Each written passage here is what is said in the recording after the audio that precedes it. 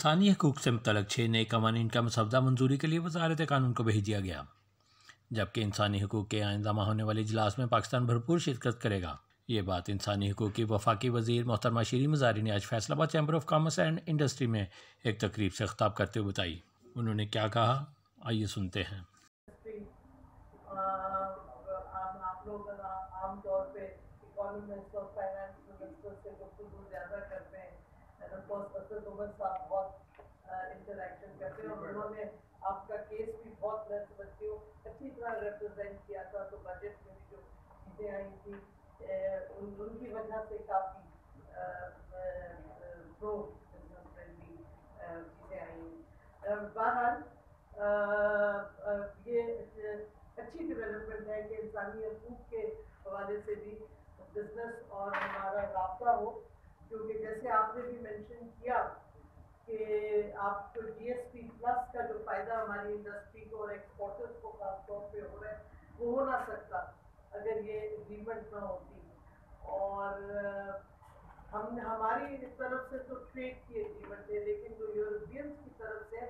उसमें human rights इंसानी हकूक़ की कंडीशनैलिटीज़ बहुत सारी हैं, और उसमें साथ जो हमने इंटरनेशनल ह्यूमन राइट्स कन्वेंशन पे दस्तखत किया है पाकिस्तान में,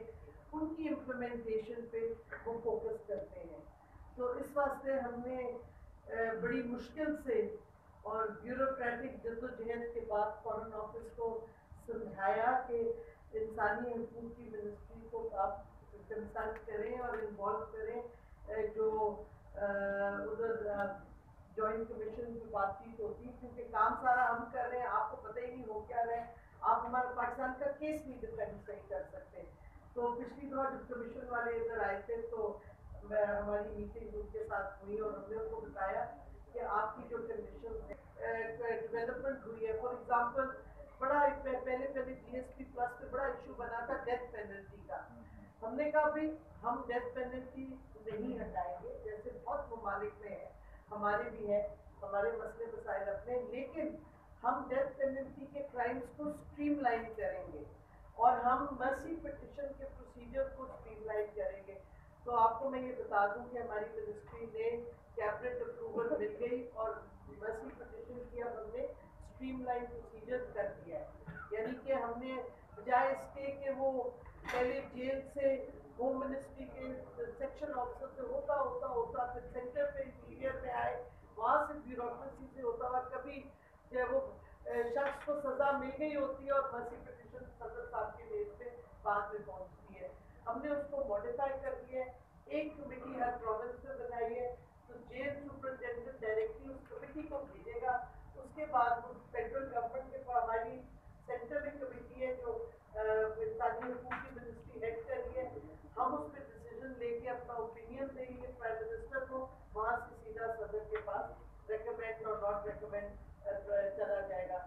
तकरीब के अख्तिताम पर कश्मीर में होने वाली इंसानी हकूक़ की खिलाफ वर्जी और आलमी इंसानी हकूक़ के किरदार के बारे में CTN न्यूज़ के नुमाइंदे से खुसूसी गुफ्तगू करते हुए उन्होंने कहा, देखिए पहली दफ़ा आप देखिए इंटरनेशनल मीडिया ने भी उठाया है,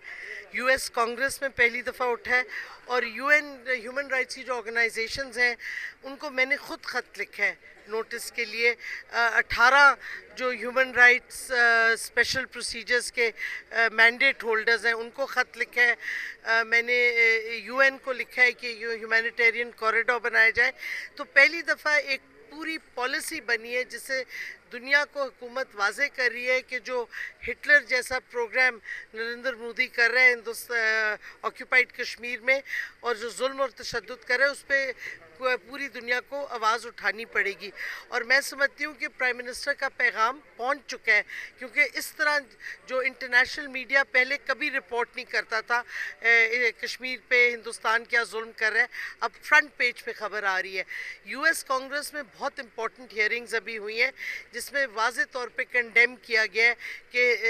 ہندوستان اس طرح کا تشدد اور یہ جو انہوں نے سیج اور کرفیو کیا ہوا ہے یہ نہیں ایکسیپٹیبل. تو میں سمجھتی ہوں یہ بہت